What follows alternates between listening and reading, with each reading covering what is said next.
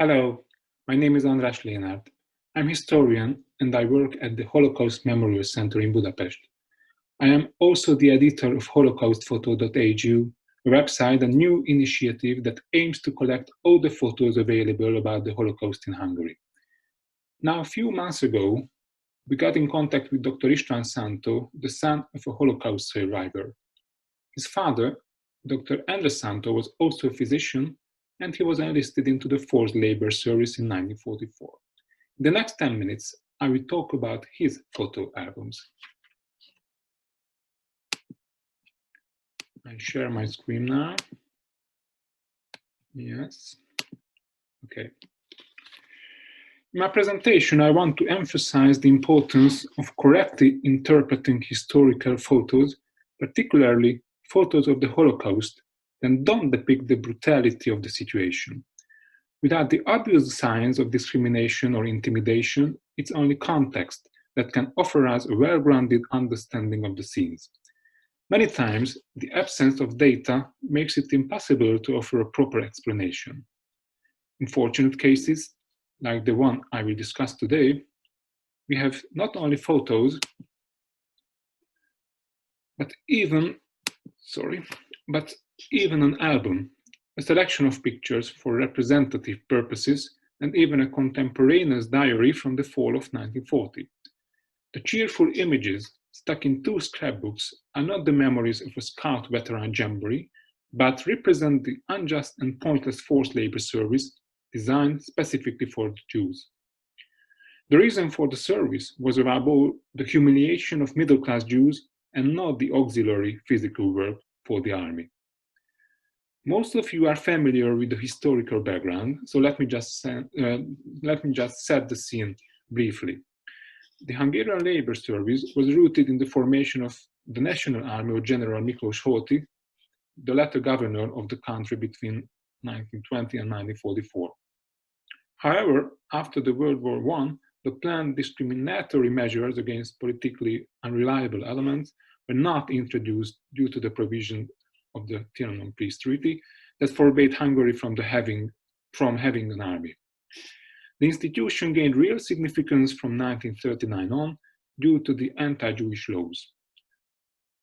The Jewish soldiers and officers were banned from armed service. They were designated for labor service. The daily life in the 60 battalion units set up in 1940 was not that bad. Conditions deteriorated radically only in the next year when Hungary entered the war and took part in the invasion of the Soviet territories. Now let's take a closer look at the author and the albums. Our protagonist, sitting at his desk at home and arranging the documents from 3.5 months spent at labor service, is a 32-year-old physician of a sanatorium, Dr. András Szántó. He was drafted into labor service at the beginning of September 1940. First, he served in a village close to the capital. Then his unit was transported to the newly regained territory of Máramaros in the Carpathian Mountains in Transylvania. He prepared for the coming challenges with clothing and food, and also took with him his camera and 2 empty notebooks to be used as a diary that he couldn't have known that would go on to become such important pieces of the documentation of the Holocaust. Dr. Szántó kept writing his diary on a daily basis, describing his thoughts, observations. The last entries are from the 18th December 1940. This relatively rare document, an album of forced labor service, represented transitional genre.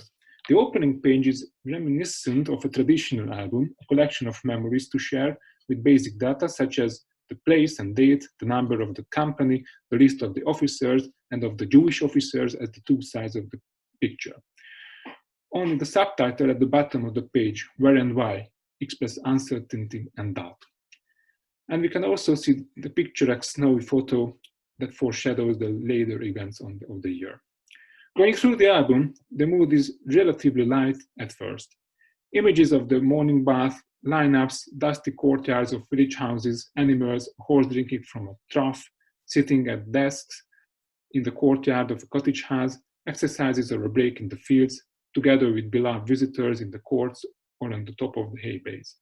Honestly, they could serve as proof of concept for what army generals described in the Manual of Labor Service in 1940. The nice words, however, obscure the ghastly reality underlying these peaceful seeming scenes. Nobody is here by choice. It is a forced and unjustified togetherness. Seeing Dr. Santos' discomfort at his farewell, the mixed age group, the dirty accommodation, the images of holding planks for benches, the tired faces, and the lack of uniform, we get the appropriate impression of the meaningless, redundant, and above all, ineffective activity. In contrast, the diary's text is both more intimate and honest and registers complaints about the hardship and humiliation of daily life in the labor service. It amplifies our own unease. Without going into too much detail, let me note here that the general mood took a turn for the worse in the move to the dreary and cold Carpathian Mountains. People became more and more exhausted and hopeless, while the officers grew more tense, grim, and inhumane. Even in these early entries of September, it's clear that despite the bearable living conditions, there are enormous problems with the big picture.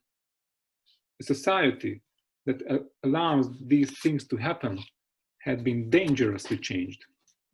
The mild reactions on the internees are disproportionate and will be disapproved of after the war. They try to earn the recognition of their guards. The photos taken of them or pictures in which victims and perpetrators are posing together serve as desperate attempts to demonstrate that the division between oppressors and oppressed are not clear yet. The pictures are vaguely awkward, even humorous. It seems as if the subjects, mainly bourgeois professionals, suddenly jolted out of their social position, were trying to put a brave face on his new situation and pretend that it was no more than a belated Boy Scout field trip. In these early days, fall of 1940, this confusion still seems to have characterized both sides. They are yet to become familiar with their reversed position in the established social order. We have photos taken of victims and perpetrators together, and it seems that the latter are not yet clear about their role and had not yet come to fulfill it.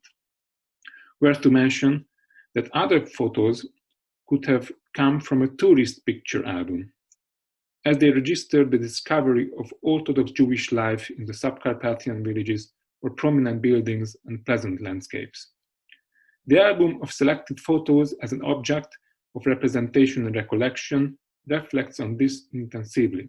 The editor, through ironic and humorous captions, tried to handle the problem, although the explicit goal of Dr. Santo was to put the entire adventure in the past. All my ambition is to convert the whole experience as fast as possible into memories. The abundance of photographs serve the same aim. I can no more appreciate the relative joys either. The only amusement is to look forward to arranging the pictures at home. It was the entry of the 16th December. In conclusion, this diary and the photos represent a valuable, rare example of documentation about the Hungarian labor service still emerging from private collection. The surprisingly light-hearted photos may in the first instance defy our expectations. They are the surprising They also might encourage apologists to declare that it wasn't all that bad for Jews in Horthy's Hungary. At the same time, the notes of the physician, diarist, and photographer strike a much more somber tone. To the historian of the pictorial evidence of the Holocaust, they serve as a reminder of the obligation to go beyond the smiles and contextualize and carefully interpret these photographic sources. Thank you very much.